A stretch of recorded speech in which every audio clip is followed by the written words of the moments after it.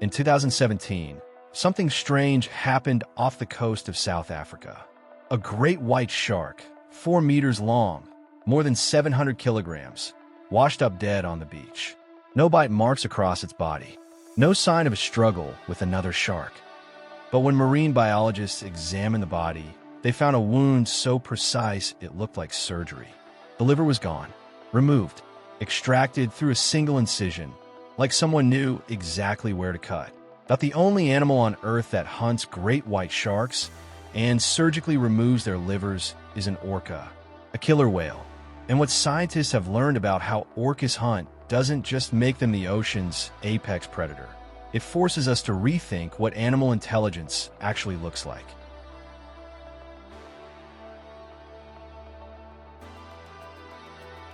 The different kind of killer. First, orcas aren't one kind of animal.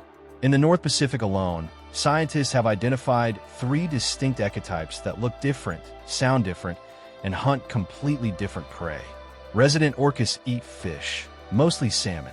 Transient orcas eat mammals, seals, sea lions, even other whales. Offshore orcas eat sharks. And in Antarctica, there are at least 4 more types.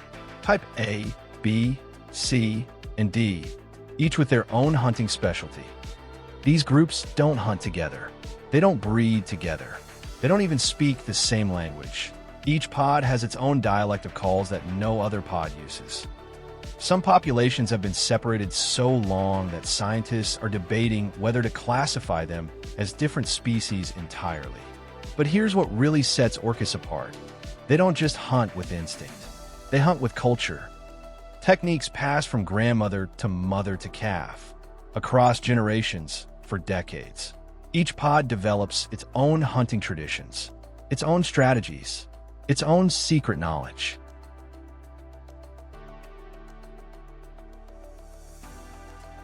And every pod is led by the oldest female, the grandmother. Orcas are one of only a handful of species on Earth, including humans and some whales, where females live decades past menopause. Why? Because the grandmother's knowledge keeps the pod alive. Let's start with the most cinematic hunting technique on the planet. It happens in Antarctica. Picture a Weddell seal resting on a chunk of floating ice. Safe, right?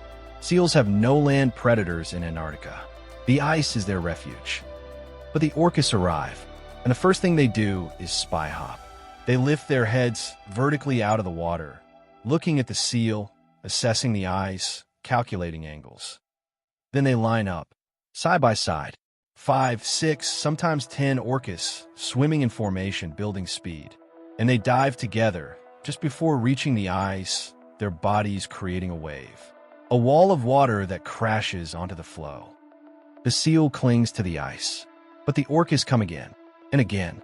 Coordinated waves, calculated to tilt the floe at exactly the right angle. Each wave washing the seal closer to the edge. But here's the part most people don't see. When the seal hits the water, the orcas don't kill it immediately. Sometimes, they let it escape back onto a smaller chunk of ice. Why? Because the adults are teaching the calves. The young ones practice on smaller seals, learning the wave technique under the supervision of their mothers. A hunting school in the coldest water on Earth, run by the grandmothers.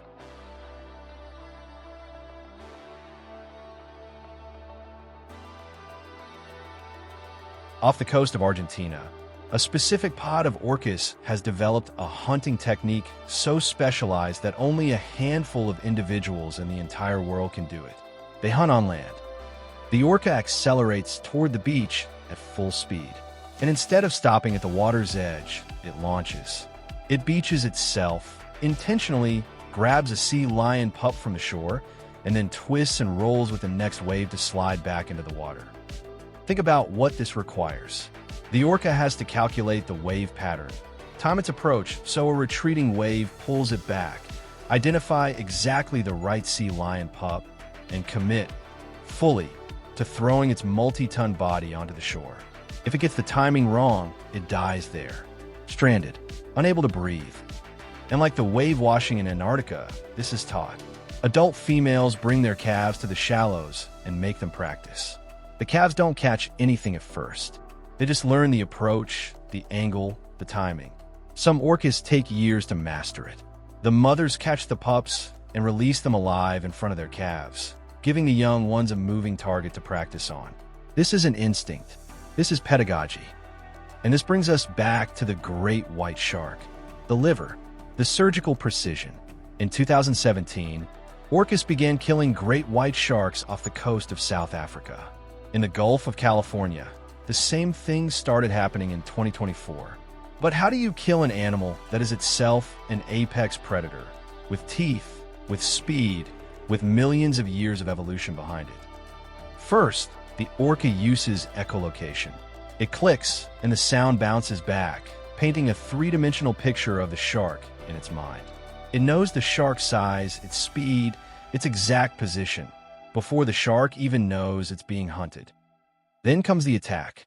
The orca rams the shark, not randomly, but at a specific angle with enough force to flip it upside down. When a shark is flipped, something remarkable happens. It enters a state called tonic immobility, a kind of trance. Its muscles relax. It stops fighting. It's essentially paralyzed. And that's when the orca makes its move. It bites behind the pectoral fin, exactly where the liver sits, and extracts it with surgical precision. Great white shark livers are enormous, sometimes 25% of the shark's body weight, rich in oils and nutrients. An orca can kill a great white in under 2 minutes. Sometimes the shark never sees what hit it. In South Africa, when orcas kill even one great white shark, tagging data shows that every other great white in the area flees. They abandon their hunting grounds for months. Some never return.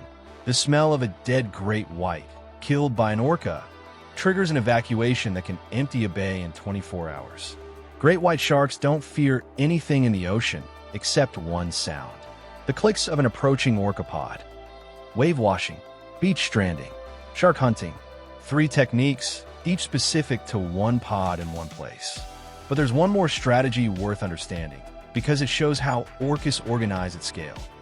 In Norway, orcas hunt herring, billions of them. But individually, an orca can't catch enough fish to feed itself. So the pod works as a factory.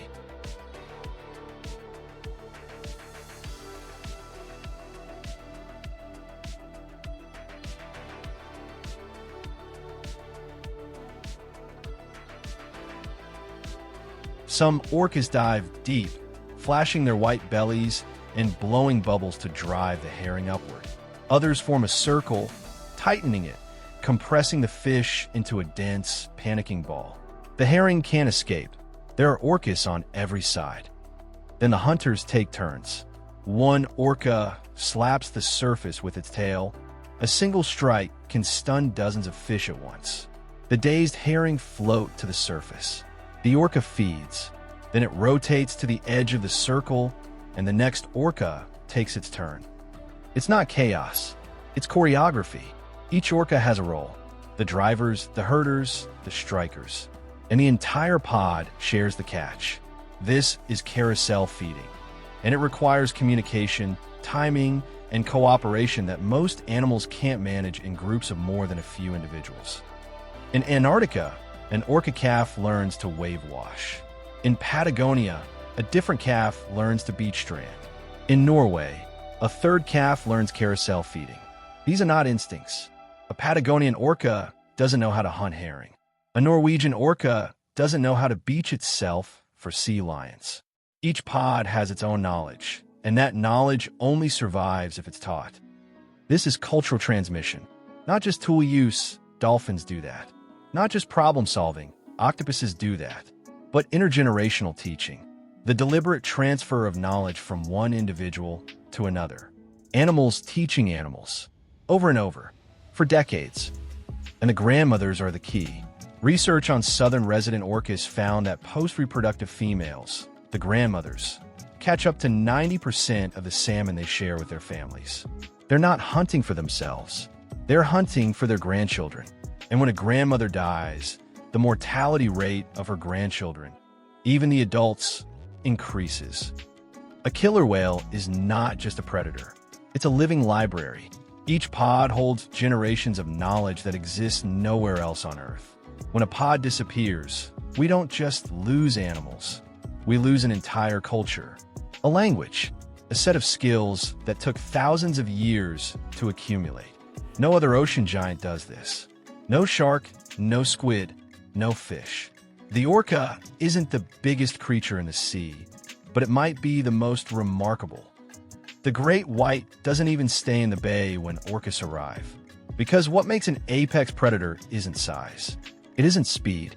It isn't even power. It's something much rarer. The ability to learn, to teach, to pass down what you know to the generation that follows, so they don't have to figure it out from scratch. Orcas have been running schools, literal teaching schools, in the ocean for tens of thousands of years. And we're only just beginning to understand what they know. If this changed how you see the ocean, subscribe to Ocean Giants and Guardians and hit the bell, because we're just getting started.